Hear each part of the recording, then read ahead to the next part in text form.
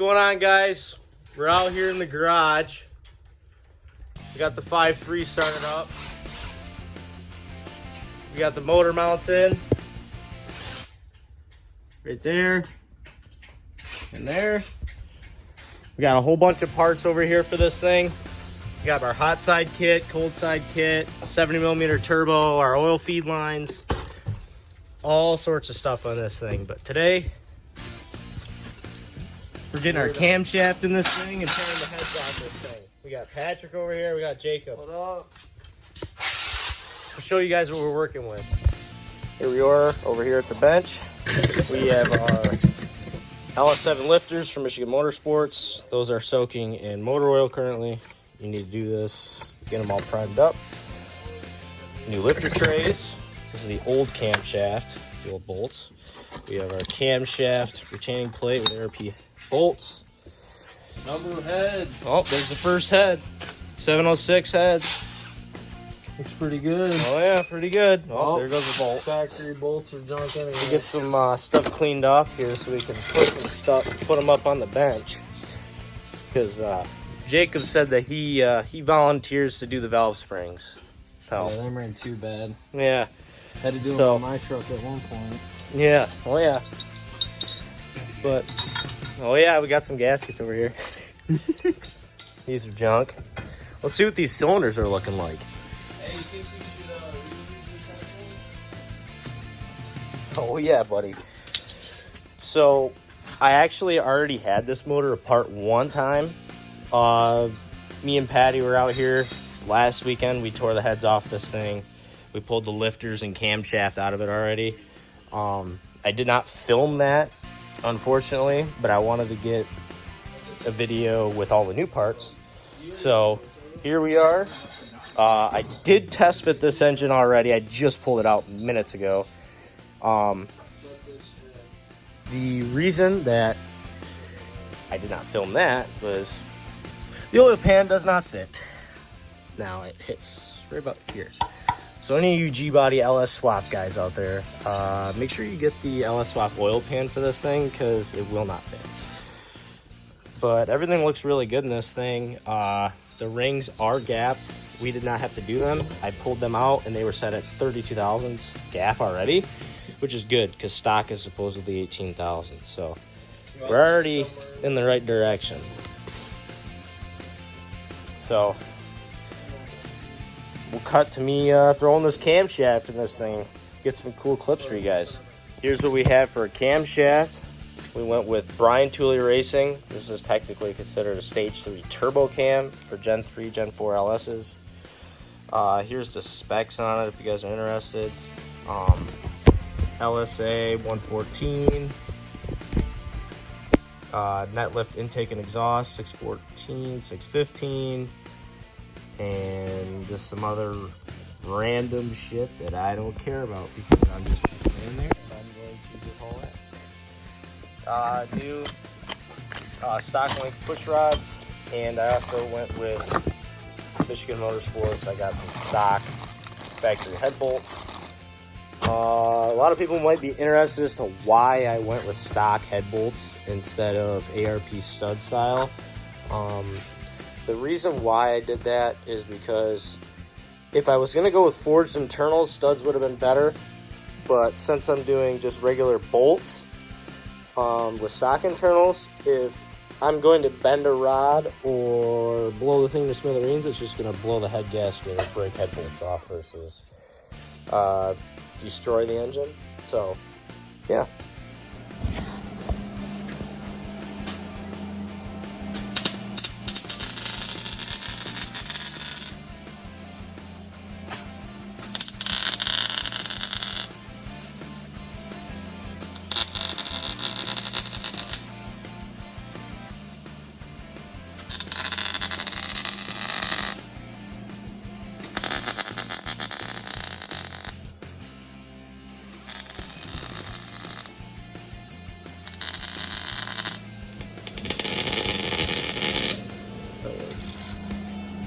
Oh yeah, coming right out. That's how we do it around here, Patty. Oh, yeah. Good old Hobart just letting her eat. Grab the impact. That was a head bolt that was broken off, by the way. Yeah, it was a small 10 mil one, but still, we need every head bolt we can get for this thing.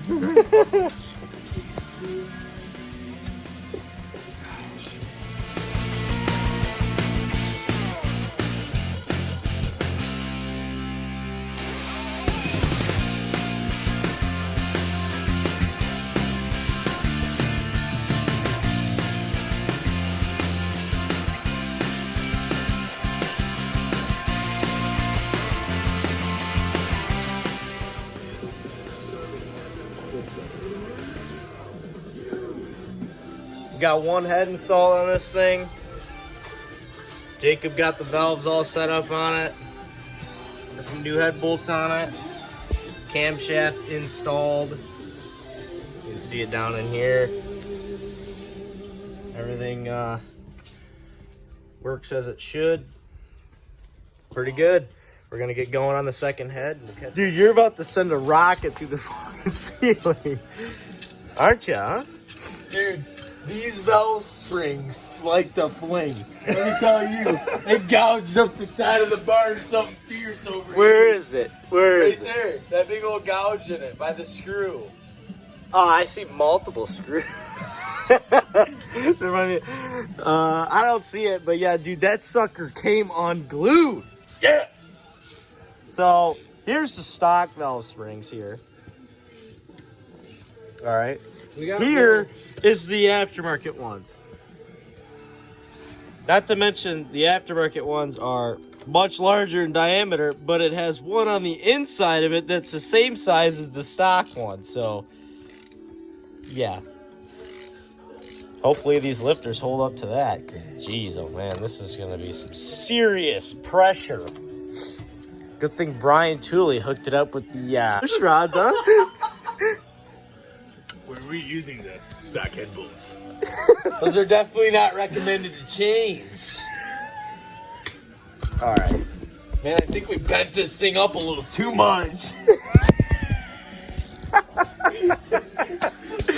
I don't think it's quite rated for that kind of Definitely gonna have pressure. to reuse this. All right, so it's the next day.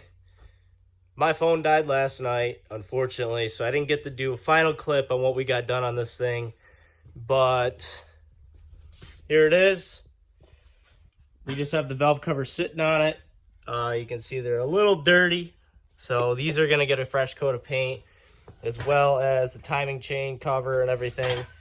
It's a little sunny in here right now and foggy because I was just welding a few minutes ago. You can see we got our Turo feed line here. We have a bunch of stuff coming in the mail for this thing in the next couple days. So this is going to be part one.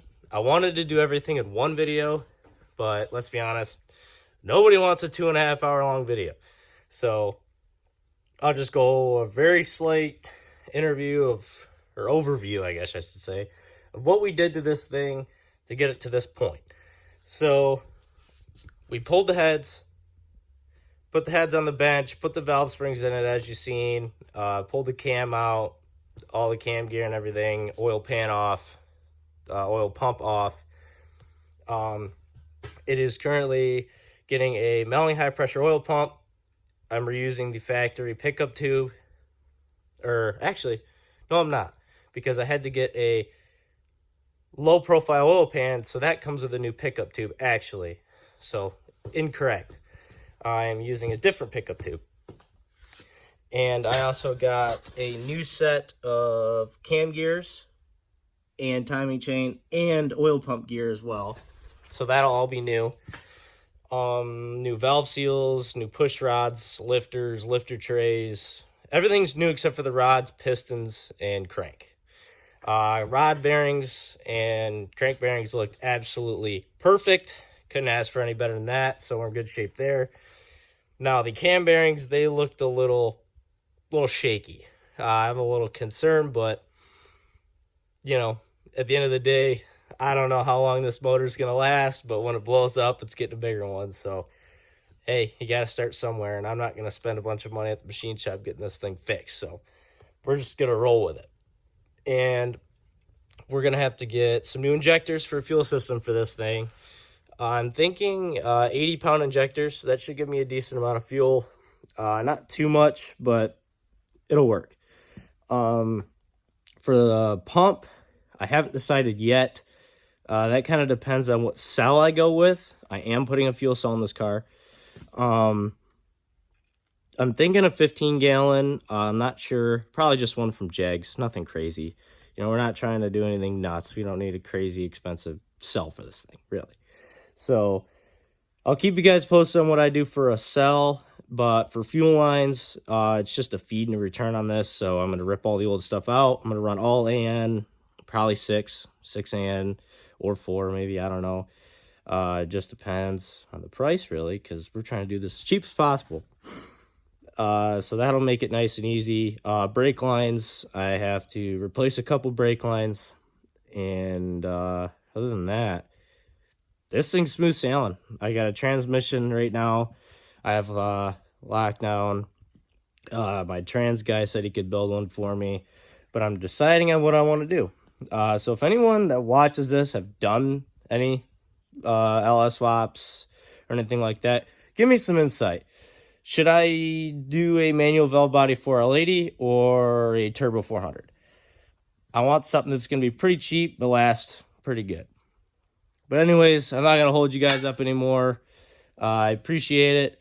Like and subscribe if you want to see some more content on this thing. Have a great day.